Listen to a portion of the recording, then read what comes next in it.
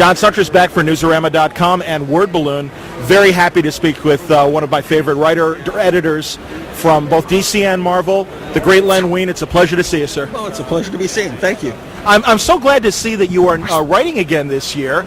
We had the Justice League Secret Files that had the Libra story, and that's an outstanding Herb Trimpe drawing that was just passed over there to you. But that was great to kind of expand on Libra, and it must have been a nice thing, I'm assuming, from one creator to another to have Grant Morrison revive Libra and bring him back into this important player in Final Crisis. Well, of all of the characters I've ever created, he was arguably one of the last ones I ever expected to see back. So I was very excited. He did a very nice job with the character. And it was fun to see you then expand on the Secret Files story and give another story to him. Well, it was sort of turn around as fair play, I guess. I think Grant was originally supposed to write it and got behind on the schedule, and they were looking for someone to do it, and somebody finally said, Len created the character. Maybe he ought to write the story. And so I did. That's great. And then I know you just did a Faces for Evil, and I'm trying, and I'm unfortunately, because it was Justice League, okay. JLA 29. I also did this month's Superman Batman Annual, which reconfigures the composite Superman. Yes, and that was a fantastic story. I appreciate you bringing that up, because it was always a great, goofy Silver Age character, and you gave him, and as well as the co-creator of Swamp Thing, such a great, creepy kind of reboot. That's what I was trying to do. You couldn't do the original composite in today's world. The backstory is just too goofy. And so I felt there was something about the character I always liked, but how do you approach it in the world when you can't involve the Legion of Superheroes and statues and lightning, and I don't remember what the hell else was in the original story. So I reconstructed them from scratch. I came up with a brand new take on the character. That's great. Well, yeah, I guess the odds of you kind of cleaning up a showcase where the Legion of Superhero statues are when you get hit by lightning, that doesn't happen every day these days. Once a month at best. And you also brought back, and now they brought back the Unmen last year in Vertigo, and that was really fun to see. And I know that was a creation of yours in the original run of Swamp Thing. Yes, it was. I did the introduction for the first trade paperback, in fact, of the Unmen books.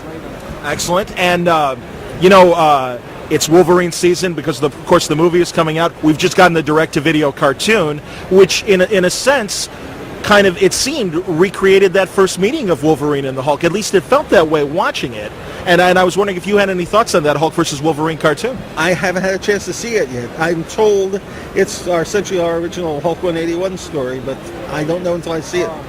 Are we going to, I know the movie hasn't been released yet, but when it eventually does go to DVD, are we going to see you in any sort of behind-the-scene bonus feature? I'm supposed to shoot something for them in next week back in L.A. Oh, terrific. So I will be on the DVD. This was really a Hulk villain to start off with Wolverine. Did you have any idea? I think it's such a stock question, but I have to ask, of how Wolverine would explode in the successive years? Trust me, if I had, I wouldn't have given up writing the character. I created him with the intention that he be around to be used.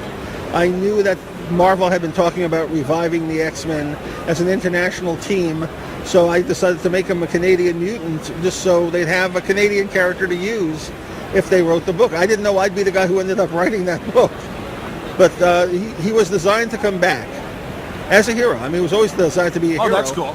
The Hulk, even though it's the Hulk's book, the Hulk is only accidentally the hero most of the time. I hear you. Wolverine was supposed to be the good guy in that story. Do you have any new writing projects coming up? Again, it's been a great year seeing new stuff from you. Well, I'm doing some television writing again. I'm writing for Ben 10 Alien Force, the animated series. Wonderful. I'm having fun doing that. I'm on my second episode. And I'm about to start doing a whole batch of new stuff for DC. None of which I can tell you about yet, unfortunately. But you'll be sick of me by the end of next year. I'll be all over the place. Well, before I get sick of you, I hope you'll come back for a full-length Word Balloon interview, maybe on the phone, and we could talk a little bit more about that. I would love that. And also, just in case people don't remember, because Herb Trimpe just did this, I'm going to be gentle with this lovely drawing of the original depiction of Wolverine.